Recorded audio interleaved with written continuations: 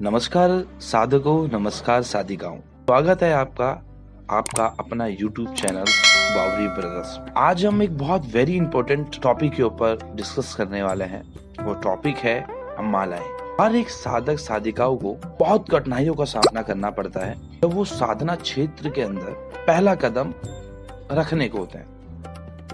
अब एक दूसरे को देखते हुए बहुत उत्सुकता तो होती है, हम भी मंत्र माला जपें, हम भी देवताओं को प्रसन्न करने, हम भी देवी देवताओं को जो है बातचीत कर सकें। तो उनको एक माध्यम माला दिखता है, तो कहीं ना कहीं वो माला है भी, क्योंकि जो भी एनर्जी है वो डायरेक्ट हमारे तक नहीं आती है, वो इनडायरेक्ट वे में हमारे पास में माला के थ्रू हमारे पास। तो आज हम लोग चर्चा करेंगे माला किस मंत्र में कौन से साधकों को कब किस तरीके से माला का चयन करना चाहिए। आपने अभी तक हमारे YouTube चैनल को सब्सक्राइब नहीं किया है तो प्लीज इसे सब्सक्राइब कर लीजिए, बेल आइकन को प्रेस कर लीजिए ताकि प्रायोरिटी बेसिस पे सारी वीडियोस आपको मिल पाए और आप एक अच्छे साधक बन पाए। तो चलिए शुरू करते हैं माला मंत्र माला सही प्रयोग। चयन करने में सबसे पहले जो हम लोग आम देखते हैं रुद्राक्ष की माला। रुद्राक्ष की माला जो है वो एक शिव का प्रतीक, शिव मतलब गुरु, शिव मतलब ब्रह्मांड, शिव मतलब परम पिता परमेश्वर। तो शिव से उत्पत्ति जो है वो रुद्राक्ष की हो रखी है। कहा जाता है शास्त्रों के अनुसार रुद्राक्ष की उत्पत्ति भगवान शिव के नेत्रों से हो रही, इसलिए इसको शिव का प्रतीक माना जाता है। रुद्राक्ष की माला के बहुत फायदे, बहुत ज्यादा फायदे। रुद्राक्ष की माला से हम कोई भी मंत्र का जाप कर सकते हैं। मंत्र का प्रभाव भी बहुत ज्यादा मिलता है। साधकों और साधिकाओं को इस मंत्र का प्रभाव भी बहुत ज्यादा मिलता है। खासकर वो मंत्र अगर शिव से जुड़ा हुआ हो या वो किसी नाथ से जुड़ा हुआ हो, नाथों से जुड़ा हो, नवनाथों से जुड़ा हो, नाथ पंथ से जुड़ा हो, अगर शिव के किसी भी गण से वो जुड़ा हुआ हो तो रुद्राक्ष की माला विशेष बताई गई है, विशेष लाभदायक बताई गई है। रुद्राक्ष की माला के नियम जो है वो इस तरह है कि रुद्राक्ष की माला को आप गले में धारण कर सकते हैं क्या? एक साधक साधिका का एक प्रश्न आया था हमारे पास में कि हम लोग रुद्राक्ष की माला को गले में धारण कर सकते हैं क्या? तो उसका उत्तर यही है कि हाँ, हम रुद्राक्ष की माला को गले में धारण कर सकते हैं। क्या हम रुद्राक्ष की माला को गले में धारण कर सकते हैं और क्या हम उसी माला से मंत्र जाप कर सकते हैं? तो ये नहीं हो सकता। अगर हम लोग गले में धारण करने वाली माला से जाप कर रहे हैं और जाप करने वाले माला को गले में धारण कर रहे हैं तो ये गलत है। रुद्राक्ष की माला के नियम है। रुद्राक्ष की माला को हम लोग पहन सकते हैं गले में, परंतु उसको पहनने के बाद में हम लोग कोई भी लहसुन, प्याज, नॉनवेज, अल्कोहल को अवॉइड करना होगा। हम लोग वो यूज नहीं कर पाएंगे। तो ये विशेष ध्यान रखने वाली चीज है, नहीं तो कहीं ना कहीं इसके दुष्प्रभाव आने शुरू हो जाते हैं। दूसरी माला जो है, जो हम लोग इसको बोलते हैं स्फटिक की माला, सफेद स्फटिक की माला। इसको जो हम लोग क्रिस्टल की माला भी बोलते हैं, व्हाइट क्रिस्टल भी हम लोग उसको बोलते हैं। इसकी साधना के भी अद्भुत परिणाम हमारे को मिलते हैं। हमारे जितने भी शिष्य हैं वो इन सभी चीजों को जानते हैं कि किस किस मालाओं से किस किस देवी देवताओं का मंत्र जाप किया जा सकता है। तो इसमें जो है स्फटिक की माला या सफेद स्फटिक की माला से जो है हम लोग माँ सरस्वती को प्रसन्न कर सकते हैं, माँ शारदा को प्रसन्न कर सकते हैं, माँ नील सरस्वती को प्रसन्न कर सकते हैं, माँ लक्ष्मी को प्रसन्न कर सकते हैं। इससे हमारे पास में धन की प्राप्ति के मार्ग खुल जाते हैं। क्रिस्टल्स माला का जाप जो है हम लोग धन को आकर्षित करने में करते हैं।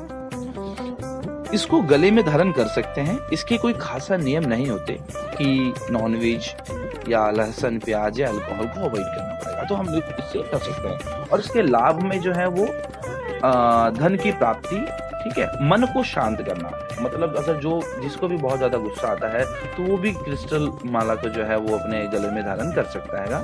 गुस्सा शांत भी रहता है इससे काफी, है ना। पॉजिटिविटी हमारे पास में अट्रैक्ट होनी स्टार्ट हो जाती है। तीसरी माला पे चर्चा करते हैं हम लोग, वो है तुलसी की माला। भगवान विष्णु को, भगवान कृष्ण को, भगवान राम को तुलसी से जोड़ा हुआ जाता है। तुलसी का बड़ा ही महत्व है।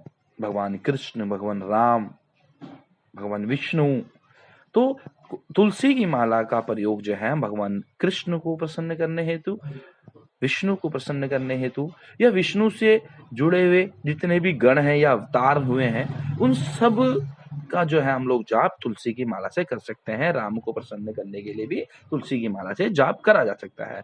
इसको भी गले में हम लोग पहन सकते हैं, वही नियम रहेगा।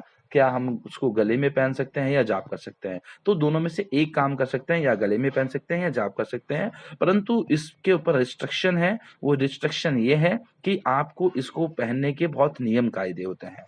ये साक्षात जो है विष्णु के बहुत को प्रिय है, तो इसको पहनने के बाद में कोई भी लहसुन, प्याज, नॉन वेज, अल्कोहल, इन सब को जो है त्यागना पड़ सकता है आपको।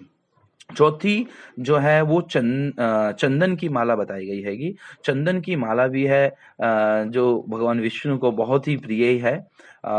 इस चौथी माला से जो है हम लोग भगवान विष्णु को की विशेष कृपा जो है प्राप्त कर सकते हैं। उनके विशेष मंत्रों से जाप कर सकते हैं।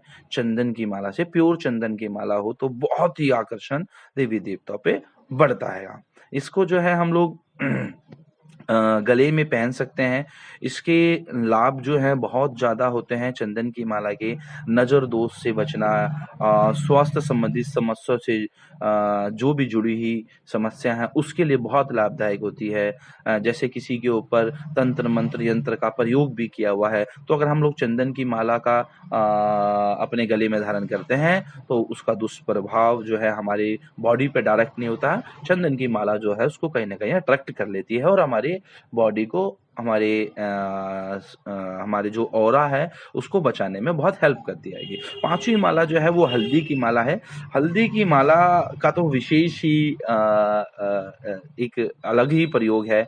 तो गुरु को प्रसन्न करने के लिए हल्दी की माला का इस्तेमाल करा जाता है। ग्रह मंत्रों के लिए भी जो है हल्दी की माला की जरूरत पड़ती है। माँ बगलामुखी, पीताम्बरा, राज राजेश्वरी, बगला भगवती को प्रसन्न करने के लिए, माँ को बहुत ही प्रिय है माँ बगलामुखी को जो हमारे दसों महाविद्या है, महाविद्या की देवी जो है बगलामुखी, उनको बहुत ही प्रिय है। तो माँ बगलामुखी का जाप जो है वो विशेषकर जो है हल्दी की माला से ही किया जाता है। गणपति जी को भी प्रसन्न करने के लिए हम लोग गणपति की माला का हल्दी की माला का प्रयोग करते हैं।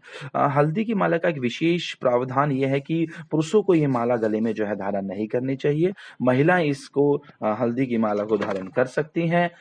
खासकर वो महिलाएं जिन्हों का विवाह नहीं हो पा रहा है या विवाह में जो भी विघ्न आ रहे हैं, अड़चने आ रही हैंगी, उससे उसको जल्दी से जल्दी अति शीघ्र कराने के लिए भी ये काम महिलाएं जो है पहन सकते हैं जल्दी विवाह कराने के लिए। याद रखिए जो भी मंत्रमाला हम लोग पढ़ने जा रहे हैं, करने जा रहे हैं, विशेष ध्यान रखने वाली बात यह है कि मंत्रमाला से जो भी हम लोग माला का प्रयोग कर रहे हैं वो मंत्र माला पर्सनल होनी चाहिए। ऐसा नहीं कि इसी माला से जो है पति भी जप रहे हैं, इसी माला से जो है पत्नी भी जप रही है, इसी माला से जो है बच्चे भी जप रहेंगे। जो भी माला आप प्रयोग में ले रहे हैं देवी देवताओं को प्रसन्न करने के लिए, अपनी पर्सनल माला होनी चाहिए। उसका सही स्थान, सही समय सही यूज प्रयोग के साथ में ये माला स्थान करनी चाहिए। ऐसा नहीं है कि माला जप दी है और इधर उधर गले में पहन रहे हैं, इधर उधर उसको रख रहे हैं। तो ये विशेष